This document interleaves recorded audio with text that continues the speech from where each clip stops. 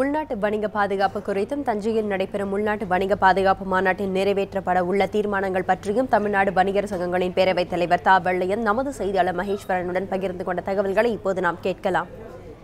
வணிகர் சங்கங்களின் பேரவையின் சார்பிலே உள்நாட்டு தொழில் வணிக பாதுகாப்பு மாநாடு தஞ்சையிலே இன்று நடக்கிறது.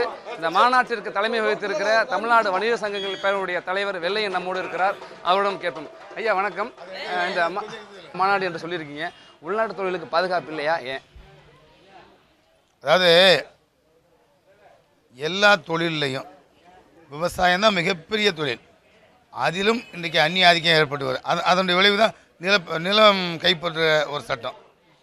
அப்புறம் நம்முடைய பாரம்பரிய விவசாயத்தில் நம்ம இழந்து ஒரு முறையே முளைக்கின்ற ஒரு முறை விதை, அது வெளிநாட்டு விதை, அதெல்லாம் இறக்குமதி செய்யப்பட அந்நிய ஆதிக்கம் ஏற்பட்டுக்கிட்டு இருக்கு. அதுபோல் வணிகத்துலேயும் அந்நிய ஆதிக்கம், அப்புறம் வங்கிகள், இன்சூரன்ஸ் துறை, தகவல் தொடர்பு துறை எல்லாத்துலேயும் வெளிநாட்டு ஆதிக்கம். ஒவ்வொரு தொழிலாக வெளிநாட்டுக்காரர் கைப்பற்றி கொண்டு இருக்கிறார்கள்.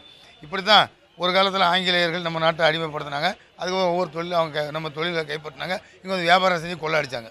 இங்கே உள்ள வளங்கள் எல்லாம் சுரண்டுனாங்க. இன்றைக்கி அதே நிலை தான் இன்றைக்கி மீண்டும் ஏற்பட்டு கொண்டு இருக்கிறது. ஆனால் இதுக்கு காரணம் உலக வர்த்தக ஒப்பந்தம். அதை முறியடிக்கணும் என்பதுதான் எங்கள் மாநாடு நோக்கம். அதனால தான் சுயதொழில் காப்போம், சுய உள்நாட்டு தொழில் வணிக பாதுகாப்பு மாநாடு என்கிற பெயரில் இந்த மாநாட்டை நாங்கள் நடத்துகிறோம். இந்த மாநாட்டில் என்ன மாதிரி முக்கிய முடிவுகள் நீங்கள் எடுக்கிறீங்க? அதாவது உலக வர்த்தக ஒப்பந்தம் தான் அனைத்து கேடுகளுக்கும் காரணம். அதை முறியடிக்கணும். அதை மத்தியில் யார் ஆட்சிக்கு வந்தாலும் அந்த வெளிநாட்டுக்காரங்களுக்கு துணையாக தான் இருக்காங்க. ஆனால் மற்ற கட்சிகளும் அதை எதிர்ப்பது கிடையாது. ஏன்னு தெரியவில்லை. அதில் எல்லோரும் ஒன்று சேர்ந்து உலக வர்த்தக ஒப்பந்தத்தை முறியடித்து அந்த ஆபத்துலேருந்து நாட்டை காப்பாற்றணும், நாட்டு சுதந்திரத்தை காப்பாற்றணும், மக்களை காப்பாற்றணும், மக்கள் சுயதொழிலை காப்பாற்றணும்.